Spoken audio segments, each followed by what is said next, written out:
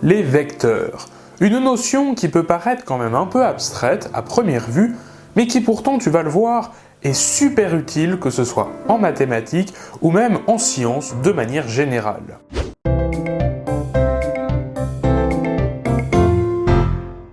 Salut, aujourd'hui on va faire un petit récapitulatif complet du chapitre sur les vecteurs. Déjà, pour comprendre ce qu'est un vecteur, on va partir de quelque chose que tu connais déjà depuis longtemps, depuis quelques années déjà, tu vas le voir.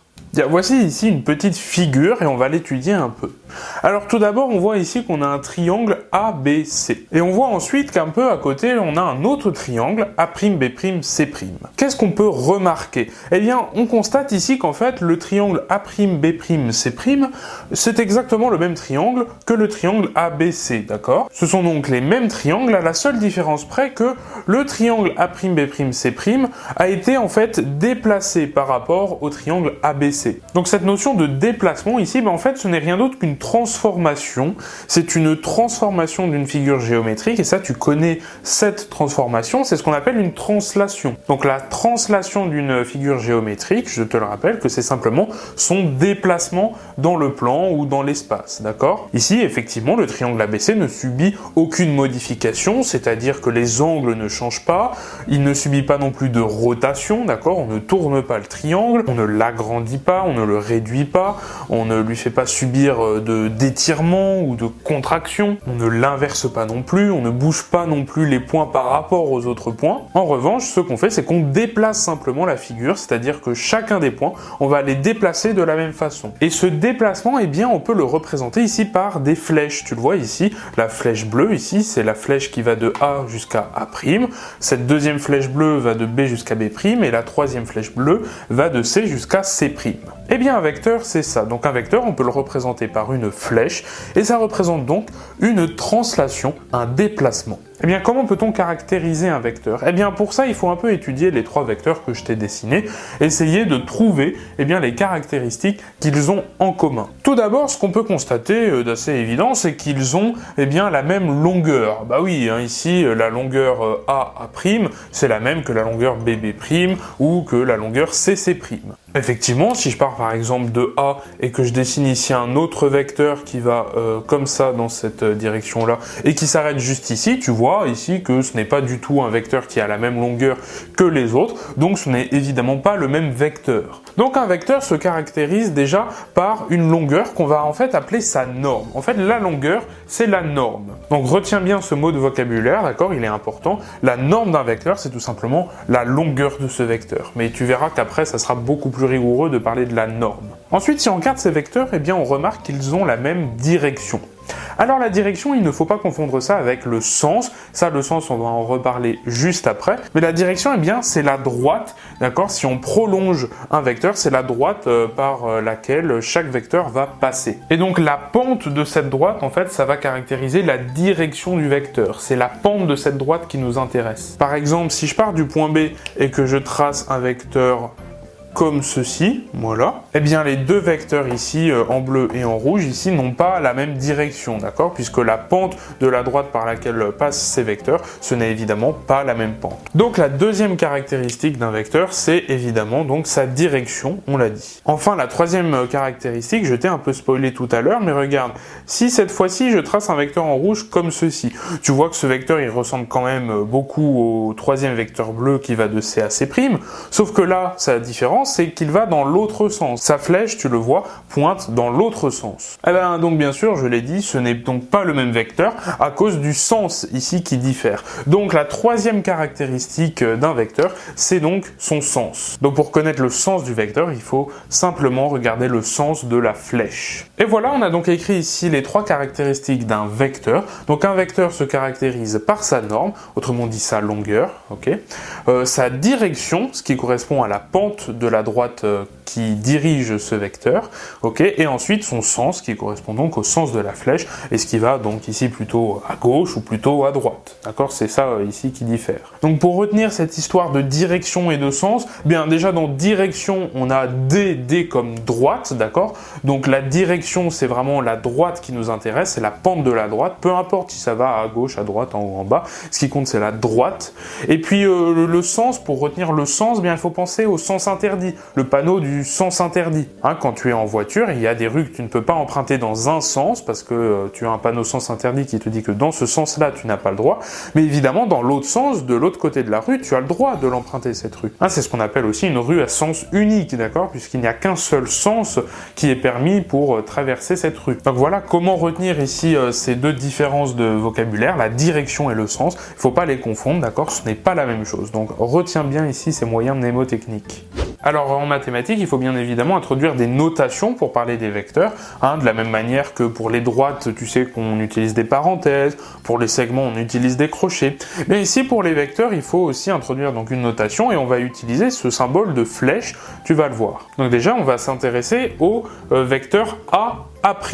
Donc le vecteur A', on va l'écrire en fait tout simplement comme ceci, A' avec une flèche au-dessus. Ça c'est donc le vecteur A'. Et donc mathématiquement en fait le vecteur A', ça correspond à la translation, d'accord, qui transforme le point A en le point A'.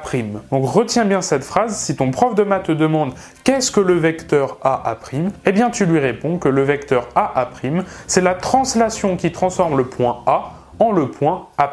Mais cette translation A', je te l'ai dit au tout début, en fait c'est la même translation qui transforme le point B en le point B'.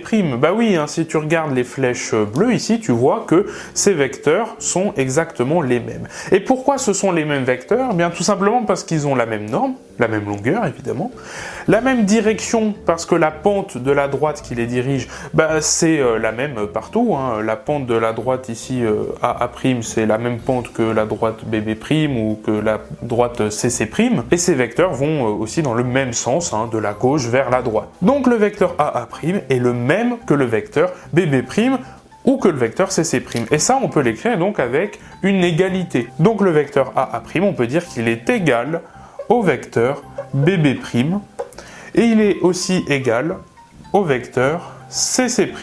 Donc voilà, il faut faire super attention lorsqu'on parle d'égalité de vecteurs. En fait, ce qui nous intéresse quand on parle de vecteurs, ce ne sont pas les points, hein, le point de départ et le point d'arrivée, ça on s'en fiche. Ce qui nous intéresse, c'est le déplacement qui est effectué. Donc effectivement, le déplacement qui est effectué entre A et A', bien c'est le même déplacement que entre B et B', et c'est le même déplacement que entre C et C'. D'ailleurs, plutôt que de parler de point de départ et de point d'arrivée, on va plutôt parler en fait d'origine et d'extrémité, d'accord? L'origine du vecteur A', c'est A, et l'extrémité du vecteur A', c'est A'. Donc voilà, retiens bien ces deux mots de vocabulaire, ils sont super importants. Bon, ensuite, juste avant, donc on a dit que le vecteur A', était le même que le vecteur BB' et le même que le vecteur CC', mais ça veut dire que je pourrais en fait inventer d'autres vecteurs, n'importe où ici, que ce soit sur la figure ou même à l'extérieur, qui seraient en fait égaux au vecteur A'. Par exemple, je peux ici très bien créer un vecteur DD' en essayant ici de faire exactement le même vecteur, voilà.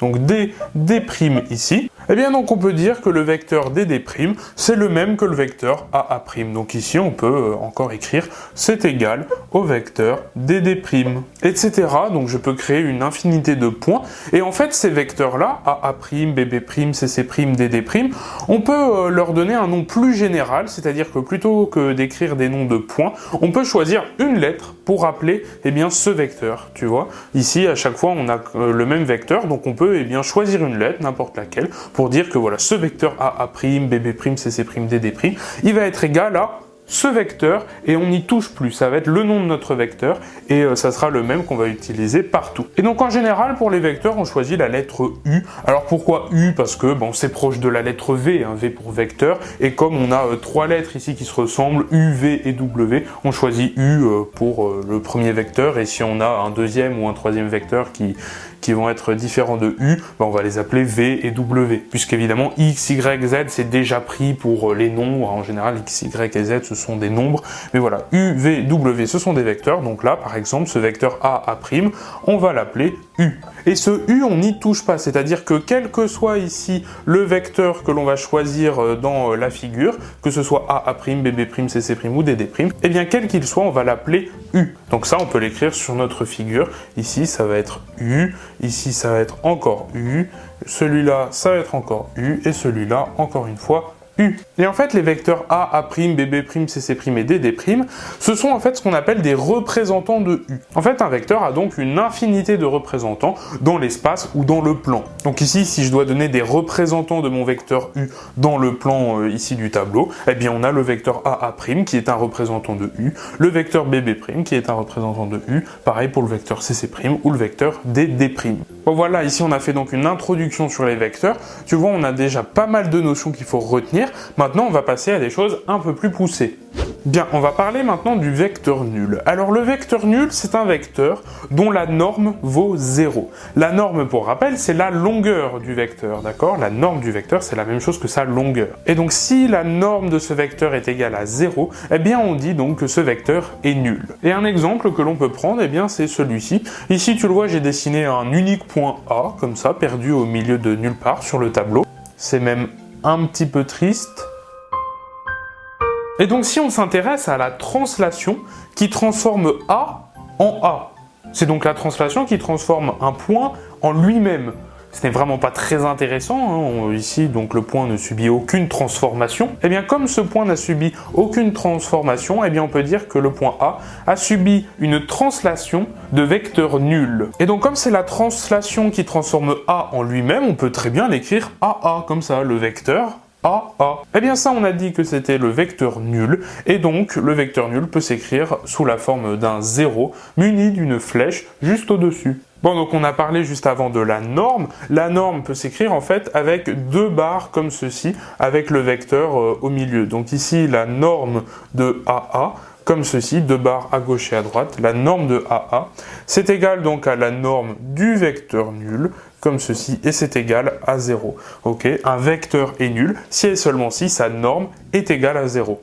On va garder notre point A et puis on va lui rajouter quand même un petit copain parce que comme il se sent seul, ça va être quand même un peu plus sympa de passer ses journées avec un ami. On l'appelle donc naturellement le point B. Et je vais donc dessiner le vecteur qui représente la translation qui transforme le point A en le point B. Et on va maintenant parler d'opposé de vecteur. Alors l'opposé du vecteur AB, ben ça représente quoi? Ben ça représente tout simplement le vecteur qui a la même direction, qui a la même norme, mais qui a un sens contraire, un sens opposé au vecteur AB. C'est-à-dire que l'opposé du vecteur AB, eh bien on peut le dessiner ici dans l'autre sens, c'est-à-dire de l'autre côté, comme ceci.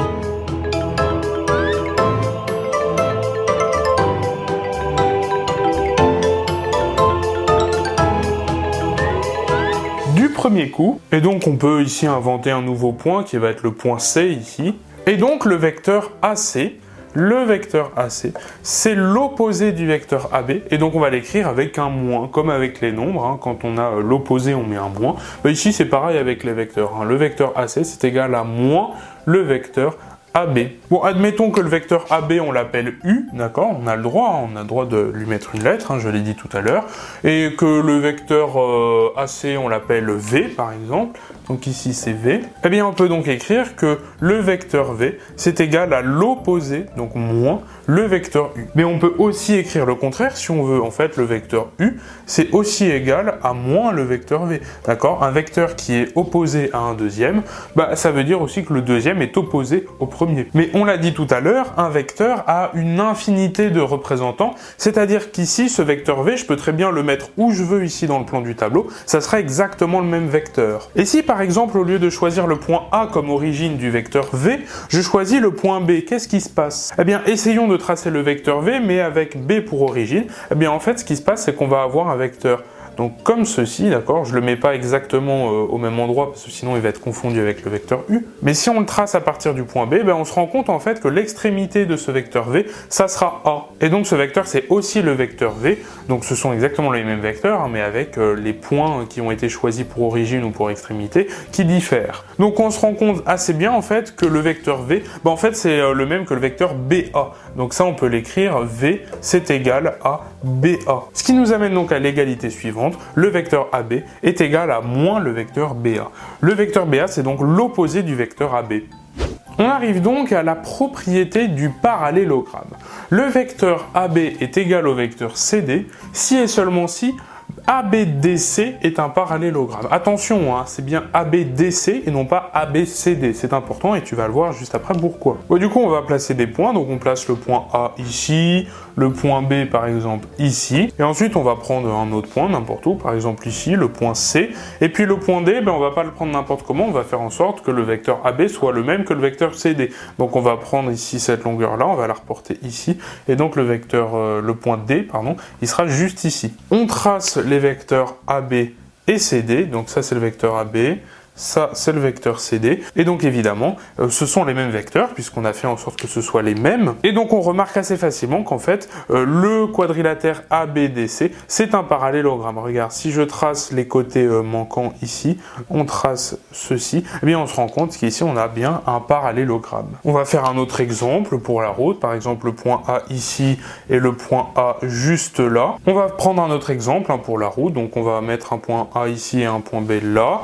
On va mettre un point C juste ici et donc un point D qui va être à peu près par là. Eh bien les vecteurs AB et CD, ce sont les mêmes vecteurs, d'accord, même direction, même sens, même norme. Et on a aussi un parallélogramme. Si je trace ici les autres côtés, on se rend compte qu'on a bel et bien un parallélogramme. Donc cette propriété-là, elle est super importante, il faut la retenir. Tu vas l'utiliser un peu partout quand tu vas faire des calculs avec les vecteurs et que tu vas essayer de déterminer des vecteurs qui sont égaux dans une figure géométrique qu'on va te donner. Ensuite, on va voir la propriété du milieu. Alors la propriété du milieu, comme son nom l'indique, elle concerne le milieu de quelque chose. Et ce quelque chose, ça va être en fait le milieu d'un segment. Bah oui, en général, quand on parle du milieu en mathématiques et en géométrie, c'est souvent le milieu d'un segment. Hein. J'ai rarement vu le milieu d'autre chose. Et donc cette propriété du milieu nous dit que le point B est le milieu du segment AC si et seulement si le vecteur AB est égal au vecteur BC. Ça c'est assez évident quand on regarde le schéma. Tu vois bien ici que le vecteur AB c'est le même que le vecteur BC. Et on constate assez facilement que le point B est au milieu du segment AC. Alors pourquoi ça c'est pas vrai si on retire ici les flèches parce que si on retire les flèches, ici on a donc des longueurs. Sauf que ça c'est totalement faux. Regarde, je vais prendre un exemple. Ici je vais prendre le point A, ici je vais prendre le point B, et puis ici le point C. Donc on voit bien qu'ils ont la même longueur à peu près. Hein. La longueur AB c'est la même longueur que la longueur BC. Et pourtant si on trace ici le segment AC, ici je trace le segment AC, on voit bien que le point B n'est pas du tout au milieu du segment AC, hein. C'est totalement faux. Donc cette propriété-là n'est vraie que pour des vecteurs, c'est pour ça qu'il ne faut pas oublier les flèches ici. On va maintenant parler des coordonnées d'un vecteur, d'accord? Donc attention, on parle de coordonnées, mais on parle aussi de composantes, d'accord? Il peut arriver des fois qu'on parle de composantes du vecteur, mais les composantes d'un vecteur, c'est la même chose que ses coordonnées. Donc tu le vois ici, j'ai tracé un repère orthonormé avec l'axe des abscisses, l'axe des ordonnées et l'origine. On a placé des coordonnées ici, en abscisse et en ordonnée, et puis on a mis ici deux points, ainsi qu'un vecteur qui donc part du point juste ici et qui va jusqu'au point juste là. Et donc moi je t'annonce que ce vecteur, en fait, il a des coordonnées, d'accord? On peut parler ici de coordonnées d'un vecteur. Alors, ça veut dire quoi, les coordonnées d'un vecteur? Eh bien, les coordonnées d'un vecteur, ce sont les coordonnées de l'extrémité du représentant de ce vecteur ayant pour origine l'origine du repère. Voilà, on est bien avancé avec ça maintenant. Bon, qu'est-ce que ça veut dire? En fait, ça veut dire que les coordonnées de ce vecteur, ce sont les coordonnées du point qui représente donc l'extrémité de ce vecteur si jamais on le déplace de façon à ce que son origine vienne se coller à l'origine du repère. C'est-à-dire qu'on va tout simplement prendre le vecteur, on va le déplacer pour venir coller l'origine du vecteur à l'origine du repère, et donc ça va donner un vecteur comme ceci. Et donc les coordonnées du vecteur, ça sera les coordonnées de l'extrémité ici du vecteur qu'on aura déplacé. Donc c'est-à-dire que ces coordonnées, ça sera en abscisse 2 et en ordonnée 1. Et ça, on va l'écrire comme ceci. Donc on va l'écrire U, ayant pour coordonnées avec des parenthèses comme ceci. Et on va mettre l'abscisse en haut, c'est-à-dire 2. Et l'ordonnée en bas, c'est-à-dire 1. Donc voilà comment on écrit les coordonnées d'un vecteur, ou les composantes, je te le rappelle, c'est la même chose. Et en fait, si on réfléchit un peu, il n'y a pas besoin de faire cette histoire de déplacement, il faut simplement en fait calculer la différence des abscisses et la différence des ordonnées. Si on reprend notre vecteur U de départ ici, eh bien on remarque que la différence d'abscisse, c'est-à-dire on part de 1 et puis on arrive à 3, donc la différence ça sera 2, 3 moins 1 ça fait 2. Et la différence d'ordonnée, eh bien on regarde le point d'origine, donc c'est 1, son ordonnée, coordonnée, le point ici de l'extrémité c'est 2, eh bien on fait la différence 2 moins 1, ça sera 1, donc c'est bien ici son ordonnée. Alors pour parler des coordonnées d'un vecteur, on l'écrit aussi souvent comme ceci, U est égal à 2, 1, d'accord? On rajoute souvent le symbole égal parce que c'est souvent plus clair comme ça. Et donc souvent on va faire des opérations avec les vecteurs lorsqu'ils seront écrits directement comme ça parce que parfois c'est plus simple. Mais ça, les opérations, on va le voir juste après. Mais avant de parler des opérations sur les vecteurs, eh bien on va parler du vecteur nul qu'on a vu tout à l'heure. Le vecteur nul, ses coordonnées, c'est quoi? Bah tu t'en doutes un peu, hein. Donc pour la différence d'abscisse, ça sera 0. Pour la différence d'ordonnée, ça sera aussi 0 puisque c'est un vecteur qui ne fait absolument rien. Il ne change pas, il ne bouge pas, il n'y a pas de déplacement. Bien, maintenant on va parler de la somme de vecteurs. Alors cette notion de somme, tu la connais déjà depuis l'école primaire, voire même l'école maternelle. Et cette histoire de somme, elle est vraiment intuitive, tu vas le voir. Ici on va commencer par introduire deux vecteurs, le vecteur U et le vecteur V. Donc pour rappel, ces vecteurs, en fait, ils représentent donc des translations, d'accord? Des translations de points. Eh bien, on va garder cette notion de translation pour comprendre comment fonctionne la somme de vecteurs. Eh bien, en fait, la somme de vecteurs ici de U et V, elle va s'écrire U plus V, comme la somme habituelle que tu connais avec les nombres. Donc U plus V, eh bien cette somme, ça sera égal au vecteur qui représentera la translation composée d'abord du vecteur U et ensuite du vecteur V. Pour comprendre, je vais prendre le point d'origine ici du vecteur U. On va l'appeler très modestement le point A. On lui fait subir une translation de vecteur U. On arrive donc à l'extrémité de notre vecteur U au point B. Et suite à cela, on fait subir à notre point B une translation de vecteur V. Alors là, on se dit, oula, attends, c'est un peu bizarre, là, notre point B, il est ici, notre vecteur V, il est ici, comment on fait, comment on se débrouille? Je te rappelle qu'un vecteur possède une infinité de représentants dans le plan ou dans l'espace, c'est-à-dire que ce vecteur, on peut très bien le mettre n'importe où, ça sera le même vecteur, c'est-à-dire que ce vecteur, on peut très bien le déplacer et le mettre ici, c'est-à-dire avec pour origine le point B, ça sera exactement le même vecteur. Donc c'est ce qu'on va faire, on va prendre le vecteur V, on va le déplacer juste là. Voilà, on a déplacé le vecteur V, on est venu le coller au point B. Et donc notre point B, on lui fait subir une translation de vecteur V, ce qui nous amène donc à un nouveau point ici qu'on va appeler le point C. Eh bien le vecteur U plus V, je le répète, c'est le vecteur qui représente la translation composée à la fois de la translation de vecteur U et de la translation de vecteur V. C'est donc la translation qui transforme le point A en B puis le point B en C. C'est donc la translation qui transforme le point A en le point C. Ben oui, puisqu'on transforme le point A en B puis le point B en C. Donc en fait, on aura transformé le point A en le point C. Donc le vecteur U plus V, ça sera tout simplement ce vecteur ici, le vecteur qui transforme directement le point A en le point C. Et donc ça, on peut l'écrire évidemment U plus V. Alors maintenant, parlons de la différence de vecteurs qu'on note U moins V, bah ça tu connais aussi, le moins, hein, ça tu connais. Eh bien U moins V, c'est tout simplement égal à U plus moins V. Et ça, tu connais. Le plus, on l'a défini juste avant, et le moins V, on l'a défini un peu plus tôt dans la vidéo lorsqu'on a parlé d'opposé de vecteur. Pour rappel, l'opposé du vecteur V, c'est le vecteur qui a la même direction que V, la même norme, donc la même longueur, mais de sens contraire. C'est-à-dire que bon, U moins V, pour notre point A, on lui fait d'abord subir la translation de vecteur U, puis ensuite on lui fait subir la translation de vecteur moins V, c'est-à-dire l'opposé de V.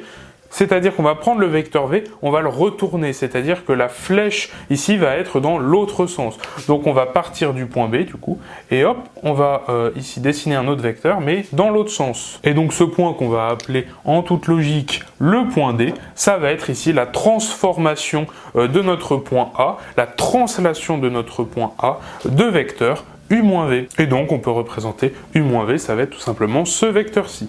Bien maintenant on va parler de la relation de Schall qui nous dit que AC est égal à AB plus BC. Bah ça c'est totalement logique par rapport à ce qu'on a dessiné juste ici. Tu vois que le vecteur AB plus le vecteur BC, ça nous donne le vecteur AC. Ça je l'ai expliqué juste avant avec les vecteurs U et les vecteurs V, mais c'est exactement la même chose, d'accord? Ici on applique d'abord la translation de vecteur AB, donc qui transforme le point A en le point B.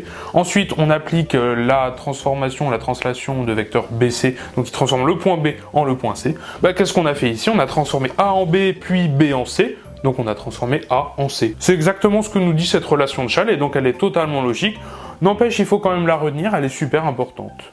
Bien, maintenant en termes de coordonnées. On va essayer de faire la somme de vecteurs représentés par leurs coordonnées. Alors ici, les coordonnées du vecteur AB, c'est quoi? Eh bien ici en abscisse, déjà on avance de 1, puisque la différence d'abscisse entre l'extrémité et l'origine du vecteur, c'est 1. Et ensuite, la différence d'ordonnée ici, entre l'extrémité et l'origine, cette fois c'est un nombre négatif, d'accord? Ici, ça sera moins 2, puisqu'on descend. Effectivement, le point B ici, il a comme ordonnée 0, alors que le point A ici, il a comme ordonnée 2. Donc 0 moins 2, ça fait moins 2. Maintenant, le vecteur CD, si on regarde bien, ici, en abscisse, ici, on augmente de 1, c'est-à-dire qu'on va vers la droite. Donc le vecteur CD, déjà, comme abscisse, eh bien c'est 1. Et en ordonnée, ici, on monte de 1, d'accord? La différence d'ordonnée, ici, elle est de 1, entre D et C. Eh bien, si on calcule AB plus CD, qu'est-ce qui se passe? Bon, AB plus CD, ici, on va venir prendre le vecteur CD, on va venir le coller au point B. C'est-à-dire qu'ici, on va avoir un vecteur qui fait comme ceci. Et donc maintenant, le vecteur qui va nous intéresser ici, eh bien c'est ce vecteur-là, c'est la somme donc de ces deux vecteurs. Alors si on appelle très modestement ce point E, eh bien AE, il va être égal à quoi? Eh bien donc il va être égal à 1 moins 2, d'accord, ça c'est le vecteur AB, plus le vecteur 1, 1, ça c'est le vecteur CD. Eh bien devine quoi? C'est tout simple, il suffit simplement de faire la somme des coordonnées. Donc la somme des abscisses et la somme des ordonnées, c'est-à-dire qu'on fait 1 plus 1, 1 plus 1, ça fait 2, et la somme des ordonnées, donc moins 2 plus 1, moins 2 plus 1, ça fait moins 1. Eh bien regarde, c'est totalement logique. Regarde, on avance de combien en abscisse? On avance ici de 2, d'accord? On est à 1 déjà ici en abscisse, pour le point A, on est à 1. On arrive ici à 3, c'est-à-dire qu'on avance de 2. C'est ce qui est marqué ici en abscisse, on avance de 2 en abscisse. Et en ordonnée, eh bien on avance de moins 1, d'accord? Puisqu'on descend, on avance donc d'un nombre négatif. C'est vrai, hein, on est à 2 au début, puis là le point E, il est à 1 en ordonnée. Donc on a bien ici progressé de moins 1. Donc c'est totalement logique ici. Pour faire la somme de deux vecteurs, lorsqu'on connaît eh bien, les coordonnées de ces deux vecteurs, et pour connaître donc les coordonnées de cette somme de vecteurs, il suffit simplement de faire la somme des coordonnées. Ensuite, maintenant, on va parler de la propriété caractéristique du parallélogramme. La propriété caractéristique du parallélogramme nous dit que ABCD est un parallélogramme si et seulement si AC est égal à AB plus AD. Bon, ici sur le schéma, c'est assez évident. J'ai tracé un parallélogramme ABCD et on voit bien que le vecteur AD est égal au vecteur BC. Donc, par la relation de Chasles, le vecteur AC est égal au vecteur AB plus BC, mais comme BC est égal à AD, c'est égal aussi au vecteur AB plus au vecteur AD. Bon, maintenant prenons un contre-exemple, par exemple ceci, ABCD, ici tu le vois, on a un trapèze. Bon, si j'essaie de calculer AB plus AD, qu'est-ce qui se passe? Eh bien AB plus AD, le vecteur AD, on va venir le coller ici au point B, et donc ça va nous donner un vecteur qui va être comme ceci. Mais ce vecteur AD, il n'est pas égal au vecteur BC, donc par la relation de Chasles, ça ne pourra évidemment pas être égal au vecteur AC, et là, évidemment, on s'en rend bien compte, puisque là, on a un nouveau point ici qui n'existe même pas ailleurs. Et donc, évidemment, ce trapèze n'est pas un parallélogramme, donc cette égalité ici n'est pas vérifiée. On a parlé de la somme, maintenant on va parler de produit. En fait, un vecteur, on peut l'ajouter plusieurs fois à lui-même. Donc, par exemple, je peux calculer U plus U. Eh bien, U plus U, il va être en fait deux fois plus long, comme ceci. Donc ça va être U plus U. Donc effectivement, ici, j'ai bien collé deux fois le vecteur U. Je prends le vecteur U une fois, ici, je le mets là. Je le colle une deuxième fois à lui-même, et on a bien U plus U. Mais je peux venir même le coller trois fois à lui-même, c'est-à-dire que je peux calculer U plus U plus U. Voici le vecteur U plus U plus U, et effectivement, on a bien pris le vecteur U et on l'a collé trois fois. Donc une première fois, une deuxième fois, une troisième fois. Mais maintenant, si je veux le coller 128 fois, là, ça va commencer à être un petit peu long à écrire, hein, U plus U plus U plus U plus U, avec 128 U qui traînent. C'est pour ça que, par exemple, U plus U, on peut l'écrire tout simplement 2U, comme ceci. Et U plus U plus U, eh bien, tu l'as deviné, je pense, on peut l'écrire 3U. Bon, ici, c'est assez simple à deviner avec des nombres entiers, d'accord, 1, 2, 3. Mais maintenant, qu'est-ce qui se passe si au lieu d'avoir 2, par exemple, j'ai 1 demi de U? Ici, il faut juste être logique, 1 demi de U, c'est donc la moitié de U. Je prends donc la moitié du vecteur, c'est-à-dire qu'en fait, je vais venir m'arrêter à la moitié juste là. Et donc ça va être le vecteur 1 demi de U. Maintenant, avec des nombres négatifs, moins 1 fois U, moins 1 fois U, avec les nombres réels, tu sais que moins 1 fois X, ça fait moins X. Avec les vecteurs, c'est la même chose. Moins 1 fois U, ça fait moins U. Et ça, tu connais moins U, on l'a vu tout à l'heure, c'est l'opposé du vecteur U. Donc moins U, en fait, ça va être le même vecteur, mais dans l'autre sens. C'est-à-dire que là, on a représenté ici moins U. Maintenant, moins 2U, moins 2U, c'est tout simplement 2 fois moins u. En fait, c'est la même chose que pour les réels, encore une fois. Hein. Tu sais que moins 2x, c'est 2 fois moins x. Bah donc là, c'est la même chose. Si je veux calculer moins 2u, eh bien, je vais prendre 2 fois le vecteur moins u. Donc, moins 2u, ça va être tout simplement ce vecteur-là. Ici, c'est moins 2u. Et puis 0u, bah 0u, c'est tout simplement le vecteur nul, d'accord? Donc, je peux pas vraiment le représenter. Je peux dire que juste 0u, c'est égal au vecteur nul. Maintenant, en termes de normes, ça veut dire quoi? Eh bien, en termes de normes, tu l'as vu, à chaque fois, on a doublé, triplé la longueur, on l'a diminué, c'est-à-dire qu'on a divisé par 2 la longueur à chaque fois du vecteur u. Et rappelle-toi, pour les vecteurs, la longueur, c'est la norme. Et donc, on en déduit cette formule. Pour un k appartenant à l'ensemble des nombres réels, la norme de k fois le vecteur u, c'est égal à la valeur absolue de k fois la norme de u. Alors, pourquoi ici, je mets une valeur absolue de k? Bien, tout simplement parce qu'une longueur, une norme, hein, c'est une longueur, c'est toujours positif. Bah oui, tu peux pas mesurer une longueur négative ou une distance négative, ça ne veut strictement rien dire. Et donc, si jamais k est négatif, par exemple, si k est égal à moins 1, qu'est-ce qui se passe ici? K fois u, ça donne quoi? Eh bien, pour k égale moins 1, bien, c'est tout simplement le même vecteur, mais dans l'autre sens, d'accord? On retourne le vecteur, on le met dans l'autre sens. Mais la norme de ce vecteur ne change pas. Bah oui, multiplier un vecteur par moins 1 ne modifie pas sa norme, ça modifie pas non plus sa direction, ça modifie uniquement son sens. Donc sa norme est multipliée par 1, et 1 c'est la valeur absolue de moins 1. Et donc si k est négatif, il faut bien rendre k positif, d'accord, pour calculer donc une norme, c'est-à-dire qu'on va prendre dans ce cas-là son opposé si k est négatif. Et si k est positif, bah là il n'y a pas de souci, d'accord, ça ne change rien. Et donc ce que nous dit cette formule, entre autres, c'est que en fait la norme du double d'un vecteur, par exemple, la norme du double d'un vecteur, c'est égal au double de sa norme. Pour cet exemple, remplace juste k par 2, d'accord? La norme du double d'un vecteur, donc la norme de 2u, c'est égal au double de sa norme, c'est égal donc à la valeur absolue de 2 fois ici la norme de u, ok? Et la valeur absolue de 2, bah c'est 2, c'est égal à 2 fois donc la norme de u, d'accord? La norme du double d'un vecteur, c'est égal au double de sa norme. Maintenant, on va parler d'une erreur qui est souvent commise dans les copies. Cette erreur que l'on voit souvent, eh bien c'est ça, c'est la norme de u plus v est égale à la norme de u plus la norme de v. Eh bien ça, en général, c'est complètement faux, d'accord? En général, cette formule est totalement fausse, c'est-à-dire qu'en général, ici, on a la norme de u plus v est différente de la norme de u plus la norme de v. Et ça, on va le voir avec un schéma. Alors, je vais prendre un vecteur u quelconque, d'accord? Je vais dessiner ce vecteur, et puis je vais prendre un vecteur v, lui aussi totalement quelconque. Par exemple, ceci. Bon, pour avoir ici u plus v, ce qu'il faudrait, c'est coller le vecteur v à l'extrémité du vecteur u. Donc, c'est ce que je vais faire. Je vais venir ici déplacer le vecteur v. Je vais le mettre juste ici.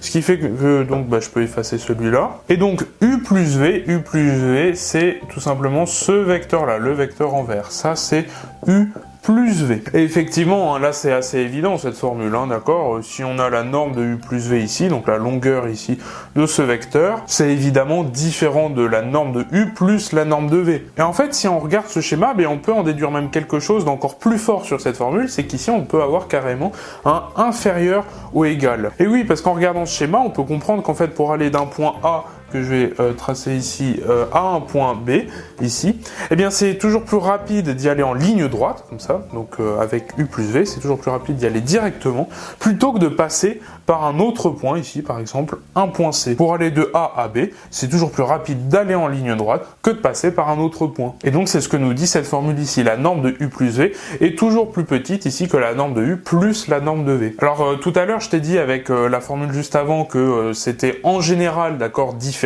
qu'en général il n'y avait pas égalité, et là tu vois j'ai pris la précaution ici de mettre un inférieur ou égal. Alors pourquoi j'ai dit ça et pourquoi j'ai fait ça? Eh bien parce qu'il y a un cas particulier où en fait on a une égalité, où ça c'est égal à ça. Eh bien ce cas particulier, c'est lorsque les vecteurs sont collinéaires et de même sens. Alors des vecteurs collinéaires, c'est tout bête, on dit que deux vecteurs sont collinéaires lorsque leurs droites directrices sont parallèles entre elles. Par exemple, voici deux vecteurs qui sont collinéaires, d'accord? Effectivement, si on trace leurs droites directrices, on se rend compte que leurs droites sont parallèles. Et donc par rapport à notre formule ici, la norme de u plus v est plus petite que la norme de u plus la norme de v. J'ai dit juste avant qu'il y avait égalité si et seulement si les vecteurs étaient collinéaires et de même sens. Alors là, on a dit qu'ils étaient collinéaires. Est-ce qu'ils sont de même sens? Bah oui, ici, ils pointent bien vers le même endroit. Et donc, pour vérifier l'égalité, ce qu'on va faire, c'est qu'on va venir coller le vecteur v au vecteur u. Voilà, et maintenant, on va tracer u plus v. Eh bien, u plus v, on prend u, on ajoute v,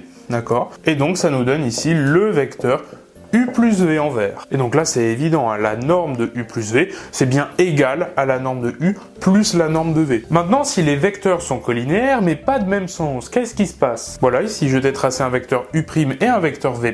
Bon, pour avoir u' plus v', il faut toujours utiliser la même technique, hein. Il faut coller l'origine du vecteur v' à l'extrémité du vecteur u'. Bon là le problème c'est que les vecteurs vont se superposer, donc pour que ce soit plus lisible, je vais décaler très légèrement le vecteur v'.